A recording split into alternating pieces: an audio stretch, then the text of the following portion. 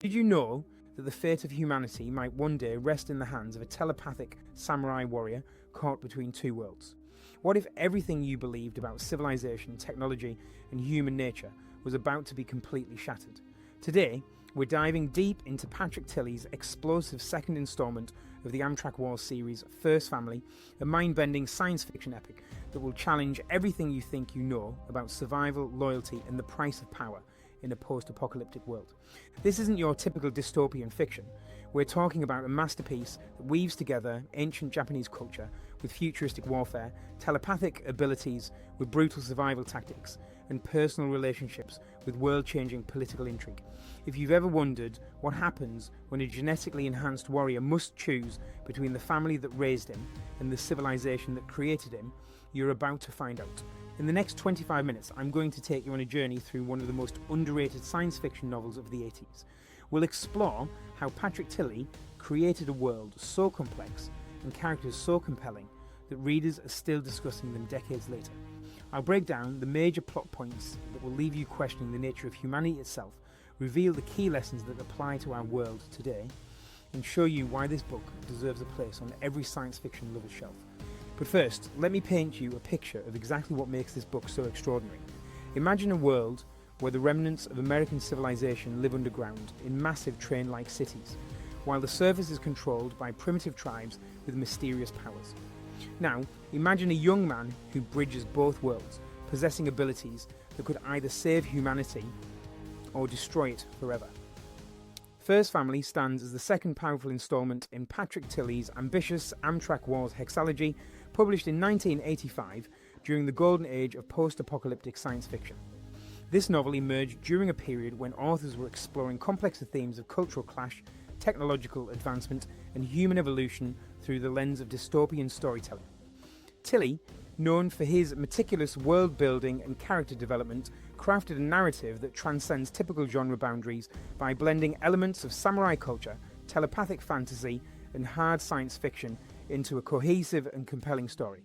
The book continues the saga begun in Cloud Warrior, following the extraordinary journey of Steve Brickman, a genetically enhanced operative from the Underground Federation who finds himself caught between two radically different civilizations. What sets First Family apart from its contemporaries is Tilley's sophisticated approach to cultural integration and his unflinching examination of loyalty, identity, and the corrupting nature of power. The author demonstrates remarkable skill in balancing intimate character moments with epic scope, creating a narrative that feels both deeply personal and universally significant. Tilley's background in screenwriting and his extensive research into Japanese culture, Native American traditions, and military technology shine through every page. The novel represents a mature evolution of the post-apocalyptic genre, moving beyond simple survival narratives to explore complex themes of assimilation, genetic manipulation, and the price of technological progress. First Family challenges readers to consider fundamental questions about human nature, the definition of family, and whether progress necessarily requires the destruction of traditional ways of life. This isn't merely a science fiction adventure, but a thoughtful meditation on civilization, identity, and the choices that define us as human beings. Set in the 32nd century, First Family thrusts readers into a world devastated by the Great Dying, where humanity has split into two distinct civilizations. The Federation exists in massive underground cities, maintaining advanced technology and genetic engineering programs, while the surface world is inhabited by primitive tribes known as mutes who possess telepathic abilities and live in harmony with nature. The tension between these two groups forms the foundation of an epic struggle for survival and dominance. Steve Brickman, our protagonist, represents the ultimate intersection of these two worlds. Originally a Federation trailblazer, genetically enhanced for combat and espionage, he has been captured by the Plainfolk Mute clan and has begun to develop telepathic abilities while integrating into their society. His situation becomes increasingly complex as he finds himself torn between his original mission and his growing connection to the people he was sent to destroy. The emergence of his psychic powers marks him as potentially one of the most dangerous individuals in this divided world. The political landscape grows more treacherous as Steve's true identity becomes known to various factions within both civilizations. The Federation views him as either a valuable asset or a dangerous traitor, while the mutes see him as either their salvation or their greatest threat. His relationship with Clearwater, a powerful mute summoner, adds another layer of complexity as their bond transcends cultural boundaries, but threatens to expose both of them to deadly consequences. As the story unfolds, massive forces mobilise on both sides, setting the stage for conflicts that will determine the future of human civilization. The book explores themes of genetic destiny versus personal choice, the nature of family bonds, and the question of whether two fundamentally different societies can coexist. Tilley masterfully builds tension through political intrigue, personal relationships, and the ever-present threat of war, creating a narrative that keeps readers constantly questioning loyalties and motivations while building toward an explosive climax. The novel opens with Steve Brickman's continued integration into mute society, but his position becomes increasingly precarious as his telepathic abilities strengthen. This development represents far more than personal growth. It signals a fundamental shift in the balance between Federation technology and mute mysticism. Steve discovers that his genetic modifications, originally designed to make him the perfect Federation operative, are actually unlocking latent psychic potential that connects him to the very people he was sent to infiltrate. This revelation forces him to confront the possibility that everything the Federation taught him about mute inferiority might be propaganda designed to justify genocide. The political machinery of both civilizations begins grinding toward inevitable conflict as intelligence networks on both sides identify Steve as a crucial strategic asset. Federation First Family Nixon Momoyama, the ruling dynasty controlling Steve's home division, initiates complex schemes to either retrieve their lost operative or eliminate him as a security risk. Simultaneously, various mute clans debate whether Steve represents an opportunity for alliance with Federation technology or a Trojan horse that will lead to their destruction. These machinations create a web of espionage and counterintelligence that threatens to engulf everyone Steve cares about. Steve's relationship with Clearwater deepens into something that transcends typical romantic attachment, becoming a psychic bond that grants both characters enhanced abilities but also makes them incredibly vulnerable to their enemies. Their connection represents hope for peaceful coexistence between the two civilizations, but it also makes them targets for extremists on both sides who view such unity as an existential threat. The development of their bond serves as both a source of strength and a catalyst for the conflicts that follow, as various factions attempt to manipulate or destroy their relationship for political advantage. A series of violent encounters escalates tensions between Federation forces and mute tribes, with Steve finding himself caught in the middle of battles where former allies become enemies and supposed enemies offer unexpected assistance. These conflicts reveal the true cost of the centuries-long war between the two civilizations, as both sides commit atrocities justified by their belief in their own superiority. Steve's unique position allows him to see the humanity in both groups while also witnessing the dehumanizing effects of prolonged conflict. The discovery of ancient pre-Holocaust technology becomes a game-changing element that both civilizations desperately seek to control. This technology represents not just military advantage, but the potential to reshape the entire post-apocalyptic world, raising questions about whether either civilization is mature enough to wield such power responsibly. Steve's knowledge of both societies positions him as either the key to unlocking these secrets or the greatest obstacle to their exploitation. Strategic betrayals and shifting allegiances create a complex web of loyalties that constantly threatens to trap Steve between competing obligations to his birth family, his adopted tribe, and his own moral compass. Characters who appeared trustworthy reveal hidden agendas, while others demonstrate unexpected honor in crucial moments. These revelations force Steve to develop his own ethical framework rather than relying on the moral systems of either civilization. The book's climactic sequences bring multiple storylines together in a series of confrontations that test every relationship Steve has built while threatening to destroy both civilizations in the process. The resolution sets up future conflicts while resolving immediate threats, but not without significant costs to all involved. The ending demonstrates that victory in this world comes with a price that extends far beyond simple military success. Throughout these events, Tilley explores how individual choices can have massive consequences in a divided world, while also examining whether genuine communication is possible between groups that have defined themselves in opposition to each other. The main events serve not just as plot advancement, but as opportunities to explore deeper themes about identity, loyalty, and the nature of progress. The first crucial lesson from First Family centers on the dangerous nature of absolute thinking in complex situations. Steve's journey illustrates how viewing conflicts in terms of pure good versus evil prevents understanding the legitimate concerns and valid perspectives that exist on multiple sides of any dispute. The Federation's technological superiority doesn't automatically make them morally superior, just as the mute's connection to nature doesn't inherently make them more virtuous.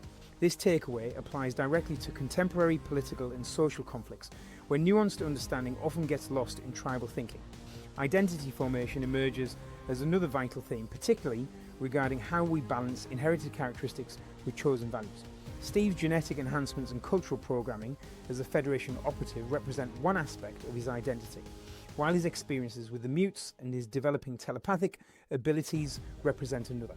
The book demonstrates that authentic identity often requires integrating multiple, sometimes conflicting aspects of ourselves, rather than rejecting parts that seem incompatible. This lesson resonates with anyone navigating cultural assimilation, career changes, or personal transformation. The nature of family relationships receives deep exploration through Steve's connections to his Federation handlers, his mute adoptive tribe, and his romantic bond with Clearwater. The book reveals that meaningful family connections are built through shared experiences, mutual support, and emotional investment rather than simply blood relations or institutional arrangements. This understanding challenges traditional notions of loyalty and obligation, while suggesting that we can create families of choice that are as valid and important as biological ones. Power dynamics and their corrupting influence form another essential lesson, as various characters struggle with the temptation to use their abilities for personal gain rather than communal benefit. The book demonstrates how power concentrated in the hands of individuals or small groups inevitably leads to the exploitation of those without power, regardless of the initial good intentions of those in charge. This theme extends beyond personal relationships to examine how institutions and governments maintain control through information manipulation and the cultivation of fear. The relationship between technological advancement and wisdom receives careful examination through the contrast between Federation technical capabilities and mute spiritual development. The book suggests that neither pure technology nor pure mysticism provides complete answers to human challenges, but that integration of different approaches to knowledge and problem solving offers the best hope for genuine progress. This lesson has particular relevance in our current era of rapid technological change and environmental crisis.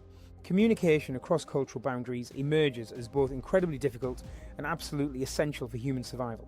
Steve's ability to understand both Federation and mute perspectives makes him valuable but also dangerous to both sides, illustrating how bridge building often requires personal sacrifice and the willingness to be misunderstood by people from your original community. The book demonstrates that genuine communication requires not just language skills, but empathy, patience, and the willingness to have your own assumptions challenged. The environmental consequences of technological choices receive attention through the contrast between the Federation's underground cities and the mute's surface-dwelling lifestyle. The book explores how different approaches to relating to the natural world create different types of societies with different values and capabilities.